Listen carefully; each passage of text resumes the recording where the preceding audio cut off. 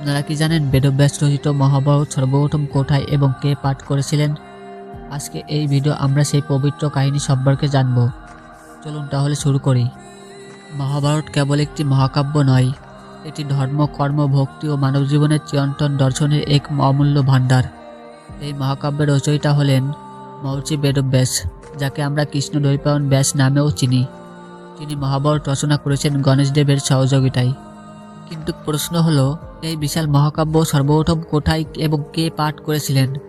হিন্দু ধর্মগ্রন্থ অনুসারে মহাভারত সর্বপ্রথম দেবলোকের সমতুল্য এক পবিত্র স্থানে নৈমিষারণ্য অরণ্যে পাঠ করা হয়। এই নৈমিষারণ্য ছিল মুনি ঋষিদের তপস্যা ও জ্ঞানচর্চার কেন্দ্র। সেখানে এক মহাযজ্ঞের আয়োজন করা হয়েছিল। সেখানে উপস্থিত ছিলেন অসংখ্য মুনি এবং তপস্বীরা। আর সেই মহাযজ্ঞে মহাভারত সর্বপ্রথম পাঠ করেছিলেন মহর্ষি বেদব্যাসের শিষ্য ঋষি বৈষ্ণপায়ন।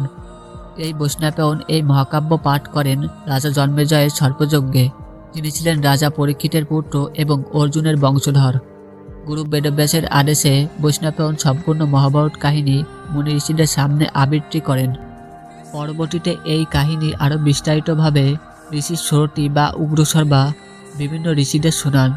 এভাবে মহাভারত মুখে মুখে প্রচারিত হয়ে সমগ্র মানবজাতির কাছে পৌঁছে যায়। আর এই অলৌকিক তত্ত্ব মহাভারত প্রথম লিপিবদ্ধ করেছিলেন স্বয়ং ভগবান গণেশ বেদব্যাসের নির্দেশে। শর্ত ছিল একটাই, বেদব্যাস যতটুকু বলবেন গণেশ তা সঙ্গে সঙ্গে লিখবেন, কিন্তু কোনো শ্লোক না বুঝে লেখা যাবে না। এইভাবে জন্ম নেয় 18 পর্বে বিভক্ত 1 লক্ষেরও বেশি শ্লোক এই মহামহিম গ্রন্থ মহাভারত। মহাভারত আমাদের শেখায় ধর্মের পথে চলাই জীবনের পরম লক্ষ্য, আর অধর্মের পতন অবসম্ভাবিক। এই ছিল বেদব্যাস রচিত মহাভারতের সর্বপ্রথম পাঠ ও তার পবিত্র ইতিহাস। আপনাদের ভালো লাগে থাকলে ভিডিওটি অবশ্যই শেয়ার করুন, আর এমন আরও ধর্মীয় কাহিনীর জন্য আমাদের সঙ্গে থাকুন।